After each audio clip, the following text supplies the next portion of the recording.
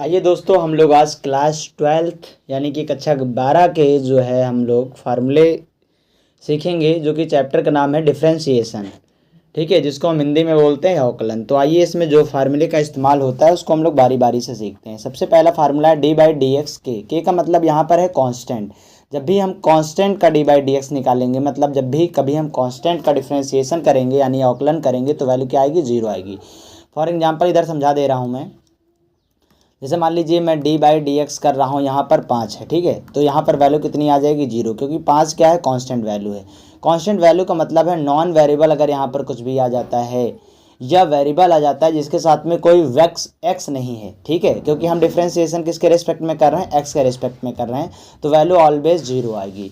एक और एग्जाम्पल बता दे रहा हूँ, जैसे डी बाई डी एक्स और यहाँ पर लिखा है आपका बी लिखा है। ठीक है, तब पर भी वैल्यू कितनी आएगी? 0 आएगी।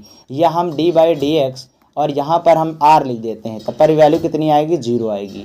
बट अगर डी बाई डी एक्स यहाँ पर x लिखा है तब वैल्यू कितनी आएगी? 1 आएगी, क्योंकि हम x के रिस्पेक्ट में ही हम क्या कर रहे हैं? डिफरेंशिएशन। यहाँ पर देखिए क्या लिखा है? डी बाई डी एक्स, मतलब कि हम डिफरेंशिएशन कर रहे हैं विद रिस्पेक्ट टू x। तो जब भी डी बाई डी एक्स हम x का करेंगे तब तो वैल्यू 1 आएगी। x को छोड़कर कोई भी यहाँ पर वेरिएबल आ जाए या नॉन वेरिएबल आ जाएगा, वो कांस्टेंट जैसा ट्रीट होगा और उसकी वैल्यू क्या आएगी? ऑलवेज 0 आएगी। उम्मीद करता हूँ ये बात आपको समझ में आई होगी। आइए समझते हैं दूसरा क्या है, डी बाई डी एक्स।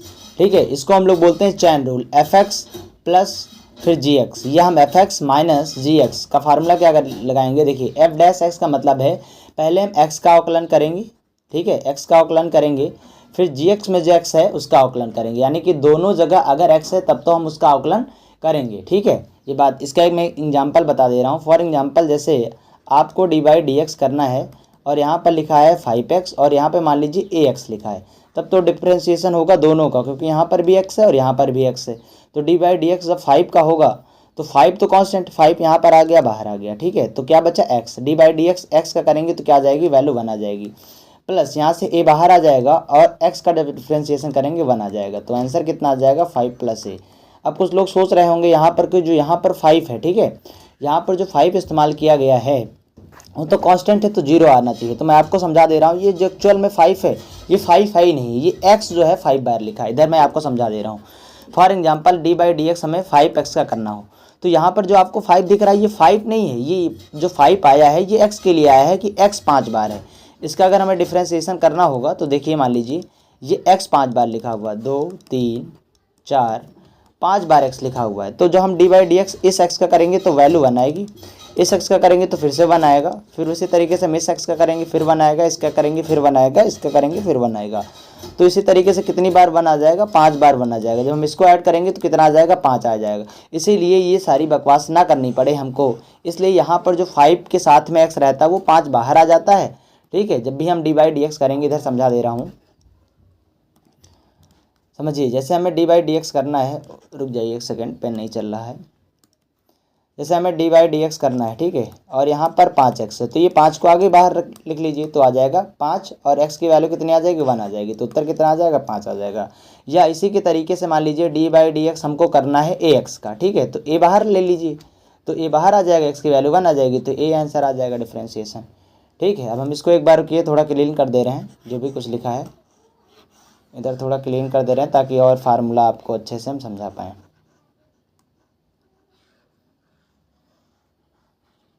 ठीक है, अब आइए देखिए यहाँ पर क्या लिखा है, डी बाई डी एक्स के डॉट एफ एक्स। तो यही देखिए, वही मैं फार्मूला समझा रहा था, वही फार्मूला यहाँ पर आ गया। मतलब कि एफ एक्स के साथ में अगर कोई कांस्टेंट लगा हुआ है तो कांस्टेंट बाहर आ जाएगा और उसके बाद से उस एक्स का क्या हो जाएगा? डिफरेंशिएशन हो जाएगा। जो मैंने एग्जाम्पल क्या बताया आपको, एग्जाम्पल बताया D by d x 5x, तो वही एक के है, कांस्टेंट है। ठीक है, ये 5 बाहर आ गया, फिर डिफरेंशिएशन में क्या बचा? डी बाई डी एक्स, इसका डिफरेंशिएशन करेंगे 1 आएगा, तो 5 उत्तर आ जाएगा। आइए आगे बढ़ते हैं। आगे यहाँ पर देखिए लिखा है एफ एक्स इंटू जी एक्स, जिसको हम यू और वी बोलते हैं। मतलब कि अगर हमें d by d x u into v का डिफरेंशिएशन करना हो तो हम कैसे करेंगे? देखिए, पहले एफ एक्स, ये जो एफ एक्स आगे है इसको नोट कर लेंगे, फिर जी एक्स का डिफरेंशिएशन करेंगे, फिर प्लस लगाएंगे, फिर इस जी एक्स को नोट कर लेंगे और एफ एक्स का डिफरेंशिएशन करेंगे।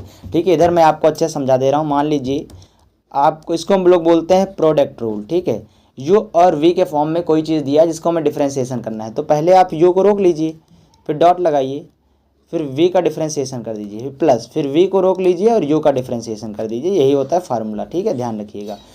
u को रोकिए, v का डिफ्रेंशिएशन करिए, v को रोकिए, u का डिफ्रेंशिएशन करिए। फिर सेम चीज़ वही दिया है जो है डिवाइड के रूप में दिया है, तो मैं इसको आप बता दे रहा हूँ ये फार्मूला कैसे याद करना है।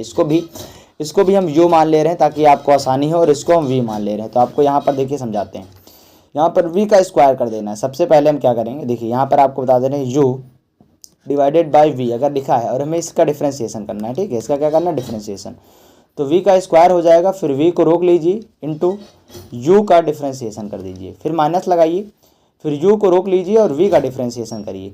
यहाँ पर देखिए मल्टीप्लाई वाले में प्लस होता है, डिवाइड वाले में माइनस होता है। आप कन्फ्यूजन कैसे दूर करेंगे अपना, देखिए डिवाइड का सिंबल ऐसे होता है ना, तो डिवाइड में आपको क्या दिख रहा है, ये माइनस दिख रहा, तो डिवाइड वाले में क्या आ जाएगा, माइनस आ जाएगा और उसमें प्लस रहेगा। उम्मीद कर रहा हूँ ये आपको समझ में आ गया होगा।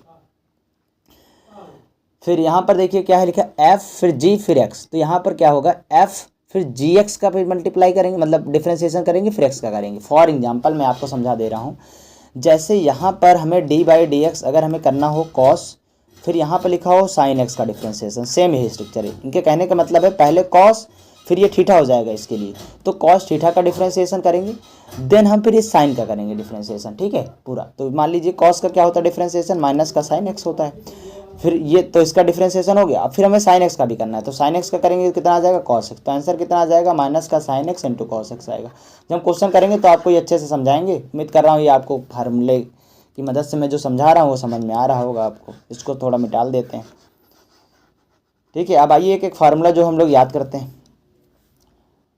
देखिए यहाँ पर फार्मूला क्या है, अगर x की पावर n है तो n आगे आ जाएगा और n में की कमी आ जाएगी। फॉर एग्जाम्पल अगर हमें डिफ्रेंशिएशन करना पड़ जाए, x की पावर मान लीजिए 5 लिखा है, तो ये 5 आगे आ जाएगा और इस 5 में एक की कमी आ जाएगी, तो डिफ्रेंशिएशन हो गया 5x की पावर 4। दूसरा एग्जाम्पल मान लीजिए यहाँ पर x की पावर लिखा है 10, तो 10 कहाँ आ जाएगा, आगे आ जाएगा और इस पावर में एक की कमी हो जाएगी, तो 10 था तो एक की कमी 9 आ जाएगा, ठीक है। आइए दूसरा फार्मूला समझते हैं, इसको मिटाल देते हैं, ठीक है। फिर क्या लिखा, देखिए साइन एक्स, ये सब फार्मूला होता है, ये आपको याद करना है। साइन एक्स का किस में होता है, कॉस एक्स में होता है, कॉस का किस में होता है, साइन एक्स में होता है, टैन का क्या होता है, सेक स्क्वायर एक्स होता है, और कॉट का क्या होता है, कॉसेक होता है, ठीक है। सेक एक्स का क्या होता है, sec x tan x, cosec का क्या होता है, कॉसेक एक्स और कॉट एक्स होता है। तो आइए मैं आपको ये याद करने का एक बहुत ही अच्छा तरीका बता दे रहा हूँ। पहले हम इसको जिम इन करते हैं ताकि ये एक ही स्क्रीन पर आ जाए सारी चीज़ें। हाँ, इसको थोड़ा अच्छे से हम सेट कर ले रहे हैं, उसके बाद से आपको हम समझाएं ताकि अच्छे से आपको समझ में आ जाए। चलिए देखिए, यहाँ पर आप पहले इसको रेस कर देते हैं, जो भी चीज़ लिखी हुई है इसको रेस कर दे रहे हैं। अब आइए मैं आपको एकदम बेस्ट तरीका बताता हूँ जिससे आपको याद हो जाएगा। आपने देखिए क्लास 10th में पढ़ा था, ठीक है, क्लास 10th में आपने 3 आइडेंटिटी पढ़ी थी। वो आइडेंटिटी मैं इधर साइड में लिख दे रहा हूँ। वो आइडेंटिटी क्या होता है, sine square theta plus cos square theta बराबर क्या होता है, 1।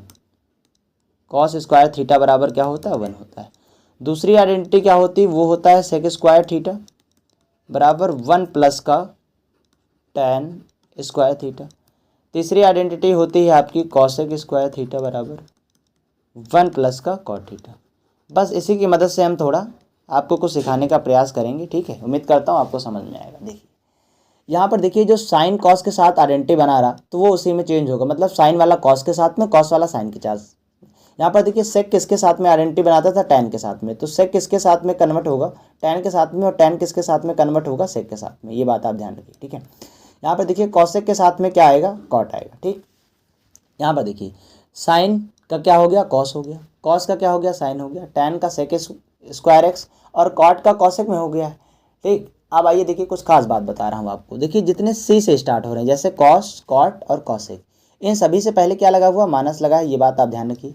देखिए यहाँ भी माइनस, यहाँ भी माइनस, यहाँ भी माइनस, मतलब कि कॉस, कॉट या सेक, कॉस, कॉट या सेक।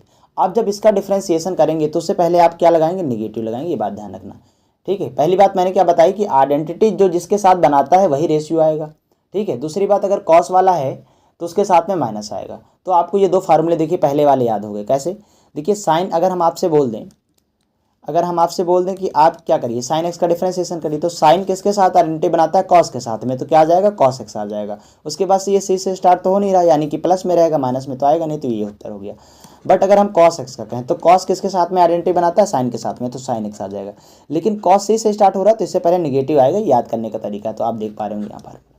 ठीक है, टैन देखिए, जो ये दो तो हो गए शुरुआत के, दो शुरुआत के हो गए, और दो लास्ट में जो हैं वो दो टर्म में आएंगे। जैसे सेक का हम बताएं या कॉसेक का, आपने जो है हाई स्कूल में टेबल याद करी होगी, तो टेबल आपने याद किया होगा, तो सबसे पहले साइन आता है, फिर कॉस आता है, फिर टैन आता है, फिर कॉट आता है, फिर सेक आता है उस टेबल में, ठीक है, फिर क्या आता है, कॉसेक आता है। तो आप देखिए दो हम याद कर चुके हैं, जो दो बीच वाले आएंगे वो ऑलवेज स्क्वायर के साथ में आएंगे, ठीक है, स्क्वायर के साथ में। जैसे टैन आएगा तो टैन किसके साथ आइडेंटिटी बनाता है, सेक के साथ आइडेंटिटी बनाता है, लेकिन ये बीच वाला है तो हमें कैसे याद रखना है कि उसके साथ में स्क्वायर आएगा, ठीक है। और कॉट, कॉट किसके साथ आइडेंटिटी बनाता है, कॉसेक के साथ में आता है। लेकिन कॉसेक जो ये कॉट है वो सी से स्टार्ट हो रहा है, तो ये जो चेंज होगा उससे पहले क्या आ जाएगा, माइनस आ जाएगा, और ये दोनों बीच में है तो क्या आ जाएगा, यहाँ स्क्वायर आ जाएगा, ये बात ध्यान रखिए। लेकिन जो लास्ट के दोनों हैं, ठीक है, ये अपने आइडेंटिटी के साथ ही आएंगे, जो इसके साथ में जो आइडेंटिटी में यूज होता है उसी के साथ आएगा, लेकिन ये दो टर्म में आएगा, मतलब एक तो खुद आएगा, एक तो जिसके साथ आइडेंटिटी बनाता है वो आएगा। जैसे ये सेक है तो सेक तो खुद आएगा, और ये आइडेंटिटी किसके साथ बनाता है, टैन के साथ बनाता है, तो टैन भी आएगा। उसी तरीके से यहाँ पर कॉसेक का देखिए, कॉसेक देखिए सी से स्टार्ट हो रहा है तो पहली बात नेगेटिव आया, और कॉसेक ये सेक और कॉस दोनों लास्ट के हैं, तो कॉसेक खुद आएगा, और इसके साथ में आइडेंटिटी कौन बनाता है, कॉट बनाता है, तो कॉट भी आएगा। उम्मीद करता हूँ ये अच्छे से आपको समझ में आ गया होगा। 3-4 बातें आपको ध्यान रखनी है। पहली बात क्या याद रखनी है, देखिए जो अगर सी से स्टार्ट हो रहा तो उसके पहले अगर सी से स्टार्ट होने वाले का हम डिफ्रेंसिएशन कर रहे हैं तो वो निगेटिव लेकर आएगा अपने साथ, ठीक है। तो साइन कॉस का आप समझ गए, शुरुआत में दो दोनों बीच वाले हैं उसके साथ में जो आइडेंटिटी के साथ में आता है वो स्क्वायर के फॉर्म में आएगा, और जो दोनों लास्ट वाले हैं वो हमेशा दो दो टर्म में आएंगे, एक तो खुद वो आएगा जो चेंज हो रहा, और एक जिसके साथ आइडेंटिटी बना रहा वो आएगा, ठीक है। ये बात आप ध्यान रखिएगा। चलिए आगे बढ़ते हैं। उम्मीद कर रहा हूँ ये सब आपको अच्छे से समझ में आ रहा होगा। फिर देखिए ई की पावर एक्स क्या होता है, ई की पावर एक्स का अगर डिफ्रेंसिएशन करेंगे तो ई की पावर एक्स ही आ जाएगा। फिर ए की पावर अगर हम एक्स करें तो ए की पावर एक्स का हम करेंगे तो ए की पावर एक्स आ जाएगा, फिर लॉग ए आ जाएगा। ये एल एन जो लिखा है इसका मतलब है लॉग, ए एक्स लॉग ए आ जाएगा, ठीक है। फिर यहाँ पर देखिए लॉग एक्स का हम करेंगे तो क्या आ जाएगा, 1/x आएगा, ये बात ध्यान रखिए।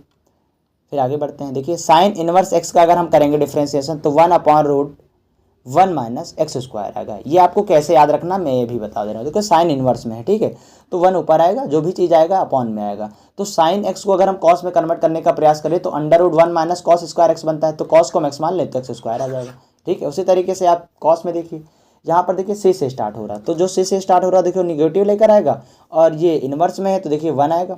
तो कॉस है तो साइन में कन्वर्ट होना चाहेगा ना, तो साइन क्या होता है, √1 - sin²x, तो वो क्या बन जाएगा, x²x। ऐसे आपको याद कर लेना है। फिर आते हैं टैन वाले में, तो टैन देखिए 1+, देखिए टैन जो है ये जब आएगा अपॉन में तो ये आ जाएगा 1/1 + x² आ जाएगा, ठीक है, ये बात ध्यान रखिए।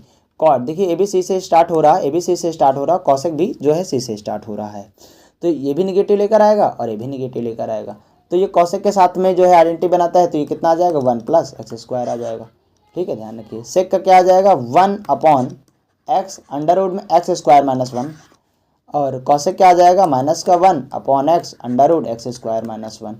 आप जो है इसका स्क्रीनशॉट ले लीजिए। एक बार मैं क्या करता हूँ, एक बार मैं शुरू से लगाता हूँ इसको,